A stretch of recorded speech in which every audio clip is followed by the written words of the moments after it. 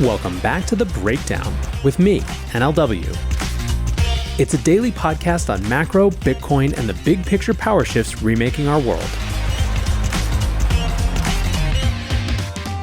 What's going on, guys? It is Sunday, August 13th, and that means it's time for Long Read Sunday. Before we get into that, however, if you are enjoying The Breakdown, please go subscribe to it, give it a rating, give it a review, or if you want to dive deeper into the conversation, come join us on the Breakers Discord. You can find a link in the show notes or go to bit.ly/breakdownpod.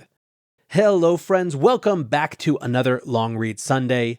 Yesterday, you had a very contemporaneous long read that sort of served, I think, in some ways as a weekly recap as well. But today, we are going back into the vault, and I am very excited for this. The piece that we are reading was published on December 29th, 2019. It was written by the one and only Nick Carter, and was called "The Cat is Out of the Bag. Bitcoin is Everyone's Problem Now." Now, because of some travel this week, I have enlisted a few friends, of course, of the digital variety, to help me with this read, and I hope you like this little tour down memory lane. Evie, remember, the 5th of November, the gunpowder treason and plot. I know of no reason why the gunpowder treason should ever be forgot. But what of the man? I know his name was Guy Fawkes, and I know, in 1605, he attempted to blow up the Houses of Parliament. But who was he really? What was he like? We are told to remember the idea, not the man, because a man can fail. He can be caught, he can be killed and forgotten. But 400 years later, an idea can still change the world. I've witnessed firsthand the power of ideas.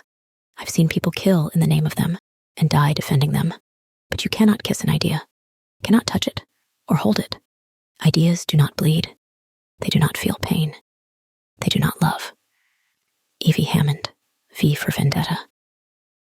An exorbitant privilege, Bitcoin is first and foremost a monetary phenomenon. The social climbers and false prophets who proclaimed it as a payments revolution have either come around or been repudiated by the market and washed out, embittered. Most who understood it that way are now moving on to new things. The world did not need another PayPal, the world needed a new monetary institution. As Bitcoin went from a proof of concept to a toy to a joke to a collectible and then to a movement, a few policymakers came to realize that it posed a threat to the established system. Not because of its present form, but because what it represented, a profane insult to the carefully calibrated monetary system. All done in a mocking, insouciant fashion, a band of nerds and ne'er-do-wells insolently challenging the state's monopoly on seigniorage. Satire is what despots fear most, and the rise of Bitcoin made our present monetary system look patently absurd. The visceral hatred elites feel about Bitcoin? Perfectly justified. How else would you react to an upstart aimed at usurping your sacred monetary privilege? Such is the potency of Bitcoin that it compels the high priests of U.S. imperialism to reveal the unwritten rules about the role the dollar plays in power projection abroad. In May of this year, U.S. Representative Brad Sherman spoke out against cryptocurrency on the floor of the House. His statement laid bare the normally veiled post-Bretton Woods doctrine in which the dollar is employed not only a monetary tool, but a strategic one too. An awful lot of our international power comes from the fact that the dollar is the standard unit of international finance, and it is the announced purpose of the supporters of cryptocurrency to take that power away from us.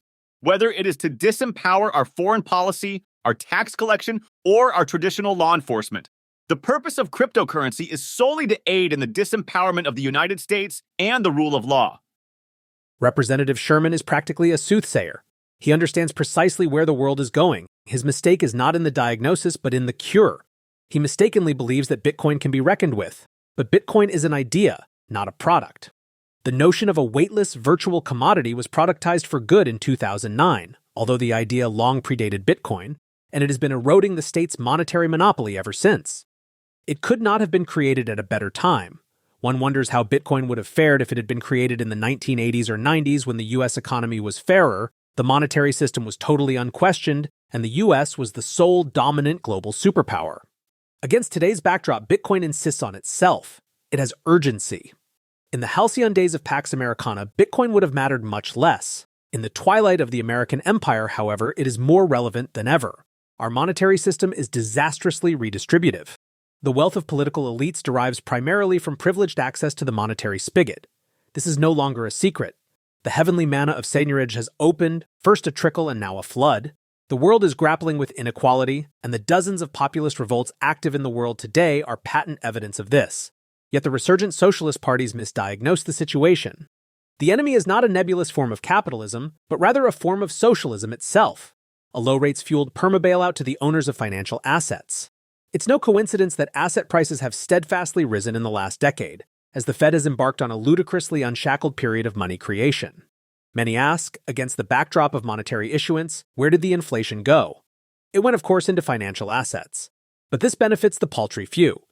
Did you know that the decade-long rally in the S&P 500 has been characterized by historically low participation from retail investors?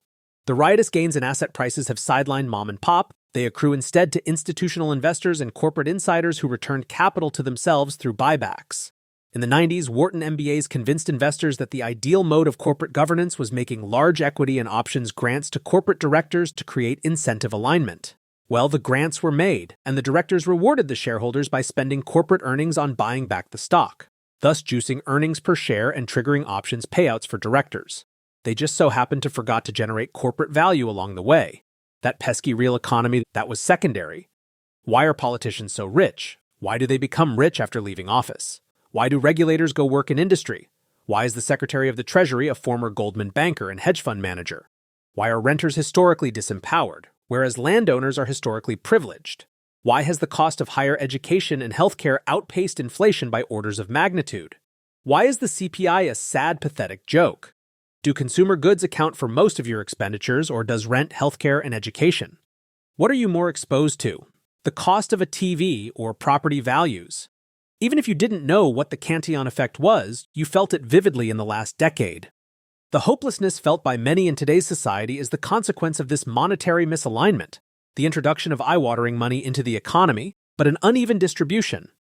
Who benefited from historically low rates? Normal folks dealing with predatory credit card loans, or owners of financial assets who were able to put historically cheap capital to work? And no, cheap financing didn't help the middle and lower class get a foothold in property, because property values were horrendously inflated in the first place.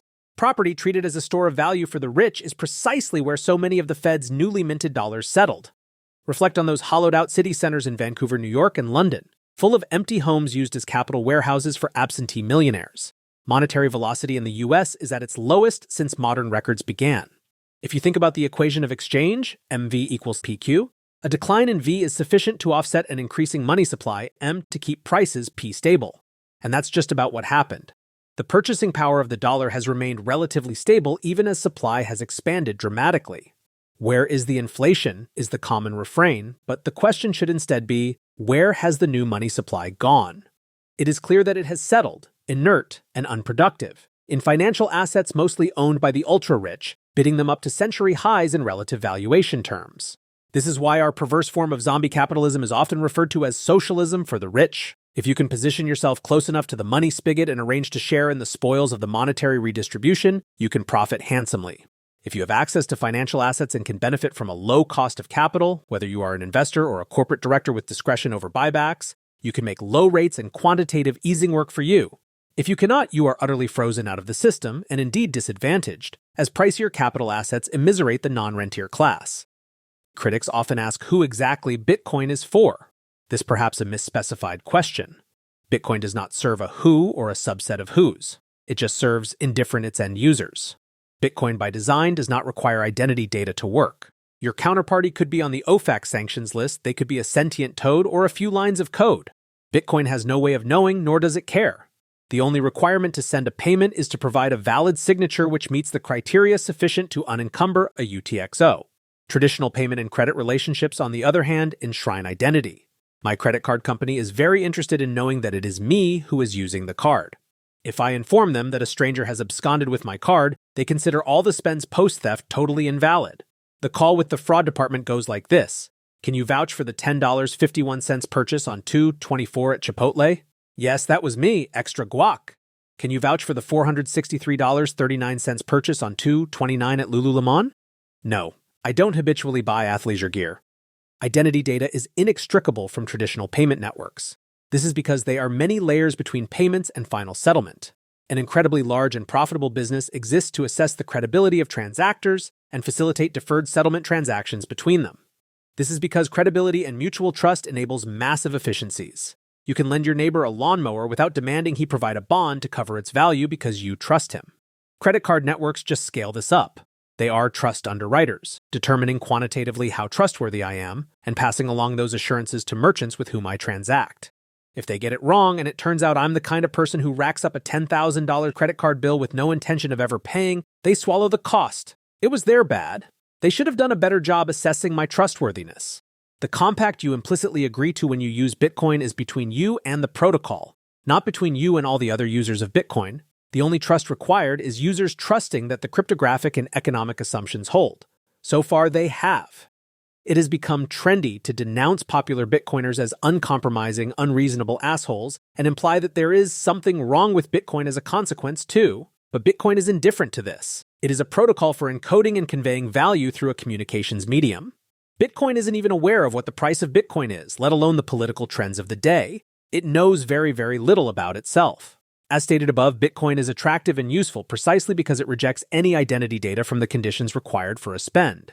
The only thing that has to be furnished is knowledge of a private key corresponding to a public key.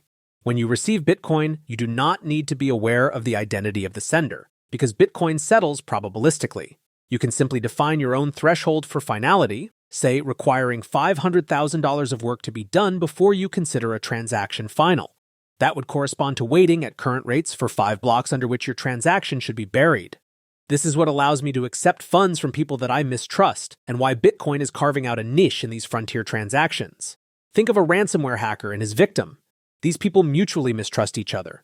The victim has been wounded and attacked, but the hacker still trusts that the $500 sent to them for the ransom in the form of BTC is a valid, unlikely to be reversed payment.